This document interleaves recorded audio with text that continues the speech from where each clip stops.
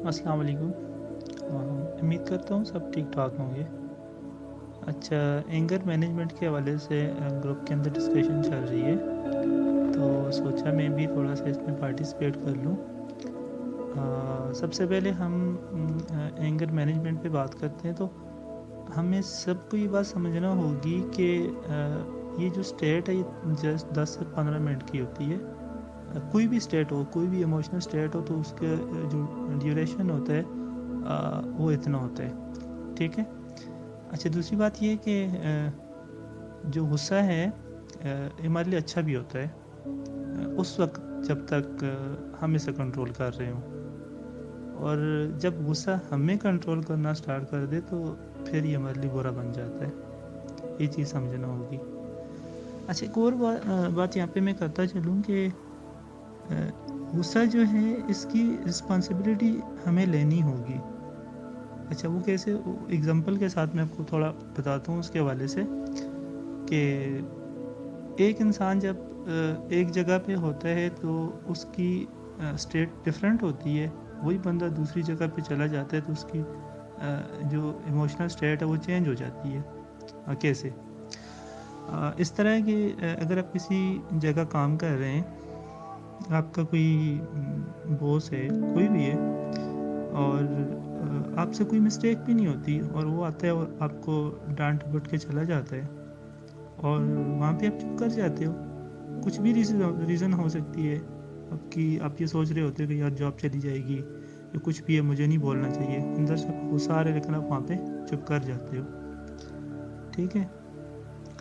اور اب جب گھر میں ہوتے ہو اور گھر میں کوئی کھانا 5 منٹ 6 منٹ لیٹ ہو جاتا ہے، یا کوئی بھی وجہ ہو سکتی ہے، آپ کی وائف کے ساتھ کوئی بات ہو جاتی ہے جس کی وجہ سے آپ غصے میں ایک دم آ جاتے ہو اور پھر آپ شاؤٹ بھی کرتے ہو، تو اس سے آپ کیا آخذ کرتے ہو؟ اس سے یہی آخذ کیا جا سکتا ہے کہ غصہ آپ کے کنٹرول میں ہے۔ یہ آپ پہ ڈیپینڈ کرتا ہے کہ آپ اس کو کس طرح لیتے ہو۔ مینس کہ رسپانسبلٹی آپ لیں کہ غصہ ہمارے کنٹرول میں ہے، اب جب چاہیں کیسے ہم نے اس کو استعمال کرنا ہے۔ بعض لوگ کہتے ہیں کہ جی مجھے سمجھ نہیں آئی اور میں نے غصہ کر دیا اور میں غصے کی حالت میں تھا، تب مجھے پتہ نہیں چلا، تو اس بات کی کوئی گنجائش یہاں پہ نہیں رہتی۔ ایک بات یہ۔ دوسری بات میں یہاں پہ ایک اور بتاؤں آپ کو کہ be aware of your body. اچھا، وہ کیسے؟ مطلب سیلف کے بارے میں آپ کو پتہ ہونا چاہیے۔ تھوڑا سا میں آپ کو یہ بتاتا ہوں کہ جیسا کہ آپ کھانے پہ بیٹھے ہوئے ہو اور کھانا 4-5 منٹ لیٹ ہو جاتے ہیں، 7-8 منٹ چلے لے لیں، اس کے بعد آپ کا ریئیکشن ایک دم آپ غصہ کرنا سٹارٹ کر جاتے ہو، کیونکہ یہ ایموشن تو آپ کے ہاتھ میں ہے۔ اگر آپ وہاں پہ خاموش رہیں تو رہ سکتے ہیں، لیکن نہیں، ایک دم آپ کو غصہ آ جاتا ہے۔ اسی طرح ایک دوسری اسٹیٹ آپ کو بتاتا ہوں کہ آپ جس طرح کوئی ڈپریس ہیں اور کوئی گھر کا کوئی ممبر آپ سے بات کرنا چاہتا ہے، تو وہاں پہ آپ اس کو یہ بات بتا دیں کہ آپ کچھ ٹائم کے بعد جو ہے مجھ سے بات کریں۔ اس کی وجہ یہ ہے کہ آپ اس کو سننے کے موڈ میں نہیں ہیں اور آپ کسی اور وجہ سے پریشان ہیں، اور ہو سکتے ہے کہ مطلب کوئی بندہ آپ سے بات کرے اور اس کا اوپینین ڈفرینٹ ہو اور آپ اس کو ایکسیپٹ نہ کریں، تو اس سے بھی آپ کو جو ہے نا غصہ زیادہ آ سکتا ہے۔ اچھا، ایک تیسری بات یہاں پہ کرتا چلوں کہ جو بہت زیادہ ضروری ہے اور جس کو مینیج کرنا بھی بہت ضروری ہے، وہ ہے اٹیچمنٹ۔ اچھا، اب اٹیچمنٹ کس طرح؟ اٹیچمنٹ ہم لوگوں کی بعض چیزوں کے ساتھ جو ہے نا اٹیچمنٹ ہو جاتی ہے، ہم ان کے بارے میں یہ سوچتے ہیں کہ یہ 100% یہ چیز ایسے ہی ہے۔ جب ہم اپنے آپ کو یہ میسج دے دیں کہ یہ چیز ایسے ہے، تو اگر کوئی دوسرا بندہ جو ہے جی اس کے اگینسٹ کوئی اوپینین دیتا ہے، کوئی اپنی رائے رکھتا ہے، تو ہم اس کو سرے سے ہی نہیں مانتے۔ اچھا، اب اس کی اگزامپل کے ساتھ آپ کو بتاؤں کہ جس طرح 2 دن پہلے قمر صاحب اور وہ ماروی سرمد جو بھی ہے ان کے درمیان ایک ڈائلاگ ہوا۔ اب میں اس چیز کو جو ہے اس کے میں حق میں ہوں یا نہیں، وہ الگ بات ہے۔ میرا جیسے میری مرضی، جس طرح وہ ایک ان کی اوپینین ہے، ان کا اپنا ایک سلوگن ہے۔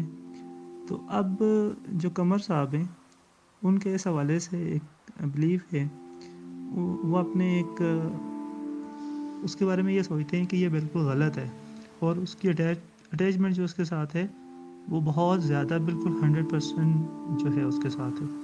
اگر کوئی بھی اس کے خلاف کوئی اس حوالے سے بات کرے گا تو ان کو کیا ہوگا، اس پہ غصہ آئے گا۔ سیم ایسے ہی ہوا جب آپ نے دیکھا کہ اس نے جو فیمیل تھی، اس نے جب یہ صرف سلوگن جو نعرہ لگایا کہ میرا جیسے میری مرضی، تو ان کو ایک دم غصہ آ گیا۔ تو کہنے کا مطلب یہ ہے یہاں پہ کہ ہر ایک کا ہر انسان کی کسی نہ کسی چیز کے ساتھ اٹیچمنٹ ہوتی ہے۔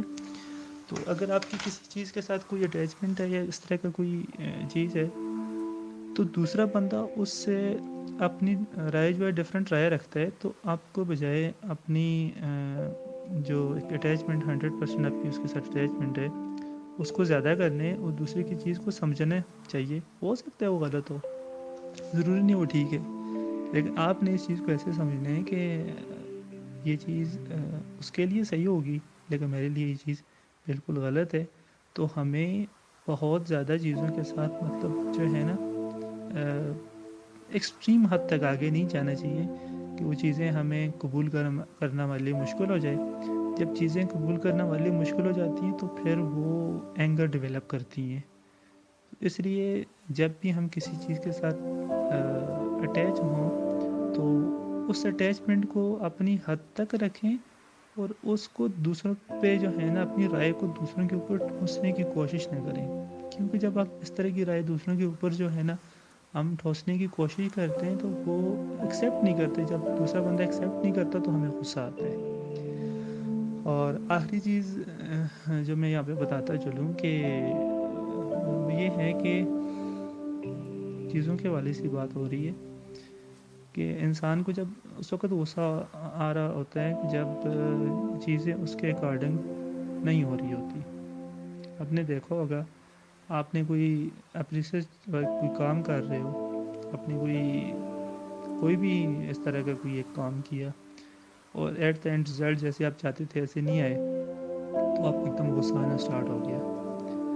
اب آپ کو یہاں پہ غصہ نہیں آنا چاہیے، اس کی وجہ یہ ہے کہ آپ جسٹ کوشش کر سکتے ہو، اور جو رزلٹ ہوتا ہے وہ ضروری نہیں ایسا ہے جیسا آپ نے سوچا، کیونکہ کبھی ایسا نہیں ہوا کہ 100% جو رزلٹ آپ چاہتے ہیں وہی ہے، ایسا نہیں ہوتا۔ تو جب آپ یہ طے کر لو، جب آپ یہ